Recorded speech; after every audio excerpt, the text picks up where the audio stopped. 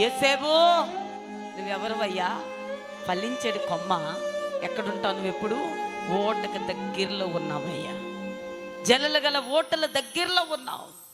ప్రతి కష్టం అనుభవించావు నాన్న. అందరు ఆహారం తింటున్నా, ఆహారం లేక ఏడ్చిన దినాలు ఉన్నాయిరా అయ్యా. నువ్వు ఫలించేస్తావు, దీవించబడతావు. అందరూ వారి వారి కుటుంబాలతో సంతోషం ఉంటే నువ్వు ఒక్కడిగా ఒంటరిగా ఏడ్చుకున్న దినాల్లోనైనా నువ్వు ఫలించేది కొమ్మవయ్యా. అందరు వారి వారి గుడారాల్లో వారి వారి ఇళ్లల్లో ఉంటే ఎట్టి చాకిల్లో బానిసత్వంలో అగో చెరసాల అనుభవంలో ఉన్నావయ్యా. అందుకనే తండ్రి దీవిస్తున్నానండి, నువ్వు ఫలించేది కొమ్మ.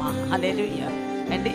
మీరు కూడా అలా బాధలు పడి ఉంటారు, దుఃఖపడి ఉంటారు, సహాయం లేదని ఏడ్చుంటారు, ఇంకేమైపోయింది నా పని అనుకుని ఉంటారు. అందుకే నా దేవుడు మలుపు తిప్పాడు, నిన్ను దీవించడానికే చెప్తున్నాడు, నువ్వు ఫలించేది కొమ్మ. హల్లెలూయా.